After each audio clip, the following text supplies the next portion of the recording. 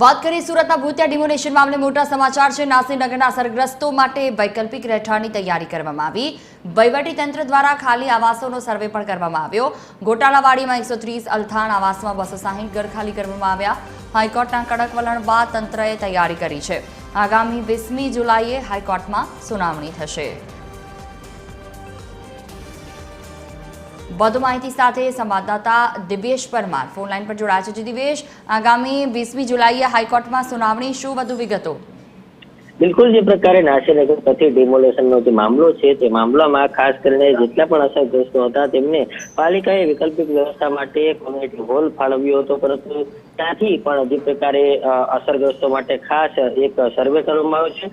સુરત શહેરમાં જે ખાલી પડેલા જે આવાસો છે તે આવાસોમાં ગોટાલાવાડીમાં 130 અને અલથાણ આવાસમાં 260 ઘર જે ખાલી છે તેનો સર્વે કરવામાં આવ્યો હતો અને આ રહેવાલાયક ઘરો જે છે તેમાં આ તમામ અસરગ્રસ્તોને મોકલવાની તૈયારી જે છે તે બતાવવામાં આવી છે। મહત્વની વાત છે કે જે પ્રકારે હાઈકોર્ટના કડક વલણ જે છે તેનો બાદ કાર્યવાહી કરવામાં આવી છે। આગામી 20મી જુલાઈ હાઈકોર્ટમાં સુનાવણી છે। જોકે આ સમગ્ર ઘટનામાં જે પ્રકારે 5 કર્મીઓ જે પાલિકાના હતા તેમને સસ્પેન્ડ કરી દેવામાં આવ્યા હતા। આ 5 કર્મીઓ જે છે હજી સુધી મીડિયાની સામે નથી આવ્યા। સત્ય હકીકત શું છે તે હજુ પણ અકબંધ છે। હાલ સમગ્ર મામલે જે છે તે હાઈકોર્ટમાં જે સુનાવણી ચાલી રહી છે ત્યારે હવે વધુ આગામી સુનાવણી જે છે તે 20 જુલાઈના રોજ હાઈકોર્ટમાં કરવામાં આવશે। બિલકુલ, તમામ જાણકારી બદલ આભાર।